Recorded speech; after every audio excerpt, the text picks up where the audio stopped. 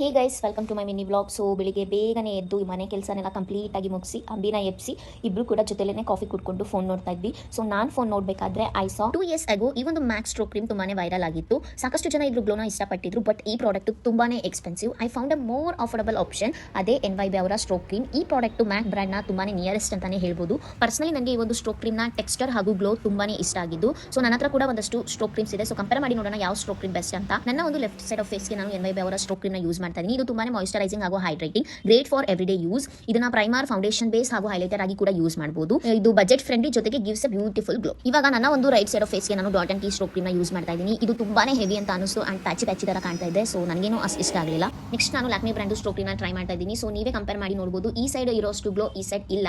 So ನಾನು final ಆಗಿ ಅಂಬಿನ ಕರೆದು ಕೇಳಿದೆ, ಯಾವ ಸೈಡ್ ಆಫ್ ಫೇಸ್ ಅಲ್ಲಿ ನಿಮಗೆ ಗ್ಲೋ ಕಾಣ್ತಿದೆ ಅಂತ ಅಂಬಿನ ಕೇಳಿದ್ಕೆ ಈ chooses NYB stroke cream side. ಈ ಪ್ರಾಡಕ್ಟ್ ನ ಪರ್ಚೇಸ್ ಮಾಡಬೇಕಂದ್ರೆ ಪರ್ಪಲ್ ಆಪ್ ನ ಡೌನ್ಲೋಡ್ ಮಾಡ್ಕೊಳ್ಳಿ, ಇಲ್ಲ ಅಂದ್ರೆ ಇಲ್ಲಿ ಕಾಣ್ತಿರುವಂತ QR ಕೋಡ್ ನ ಸ್ಕ್ಯಾನ್ ಮಾಡಿ ಕೂಡ ಪರ್ಚೇಸ್ ಮಾಡಬಹುದು.